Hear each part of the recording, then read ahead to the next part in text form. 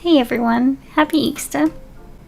Personally, I don't actually practice any faith, so I decided that this would be a good opportunity for me to just raise some awareness for one of our native species that we have in Australia, which is called the bilby. Before I get into some facts about the bilby, I'll just let you guys know that this is going to be a watercolour painting.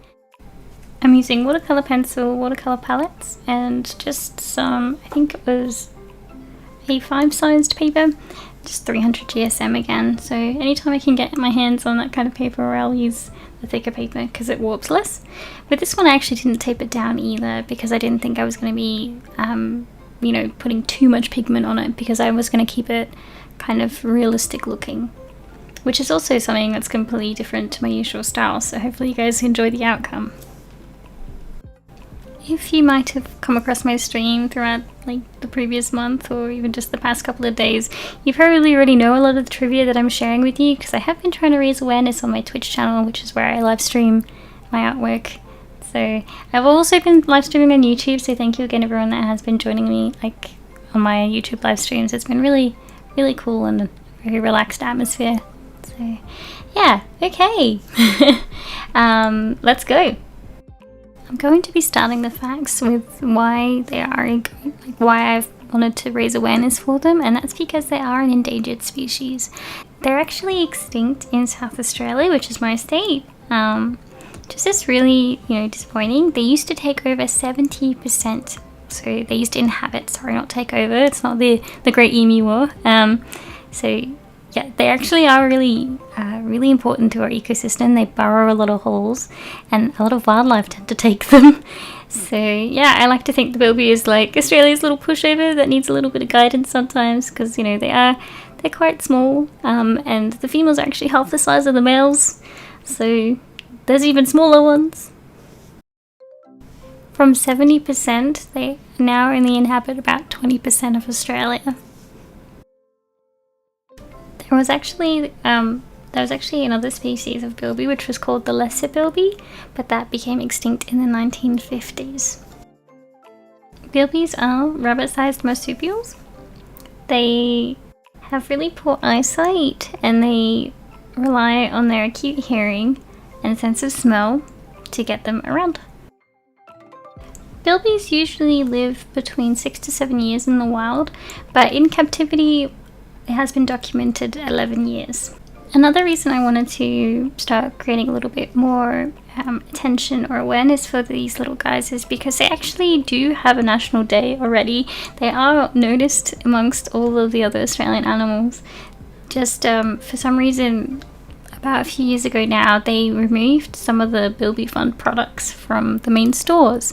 And I don't know if that's just them not wanting to support the cause, or just, not seeing enough profit from it, but it does set off a little bit of an alarm bell when you do see an endangered species getting that support and then it slowly getting taken away. So I'm just trying to show that no, I really, I feel like people are interested in this, and I feel like it is a good thing to bring, awareness to endangered species and stuff by putting them into the mainstream shopping centers and stuff. So yeah, so that's basically why I started kind of looking into it a bit more as well, because I thought it was really cool that they initially had that, and then when it was removed, it was a bit of an alarm bell, because the reason that the bilbies have been able to survive for so long is because they have had a lot of support from Australia. So I hope that hasn't started to dwindle, and our endangered species are definitely something we need to protect and prioritize. So hopefully you guys learned some cool facts today, as well as potentially just look into your native species and see how you can help as well. Like some other Australian animals, the bilby also has an upside down pouch because they do dig a lot and they don't want their dirt going into their pouch. The bilby doesn't actually drink water. They get their moisture requirements from their food. This can include insects and larvae, seeds, spiders, bulbs, fruit, fungi, and very small animals. So yes, the bilby is an omnivore. Bilbies are native to Australia, so there's only about 600 to 700 bilbies left around the world. I don't know why they say around the world, because again, native to Australia, but maybe someone has a bilby somewhere. I'm not sure, but that's just what the internet tells me, so I'm gonna go with that. Bilbies have large ears for a lot of reasons. First and foremost though is the large ears allow them to regulate their body temperature and cool down, because bilbies do live in a desert area. Baby bilbies are called joeys. Try to say that 10 times really quickly. Bilby baby, bilby baby, bilby. Gosh, that was so difficult. Okay, anyways. If you search up the bilby, there are a lot of people asking and how they can help, and it's actually pretty straightforward. People tell you, just buy chocolate bilbies instead of bunnies for Easter. So Easter is actually one of the biggest times of year for them to raise awareness for the bilby, because again, it is the Australian Easter bunny. So simple things like that, just buying a bilby instead. You'll be buying chocolate anyways, why not just make it, support a charity that helps the endangered species.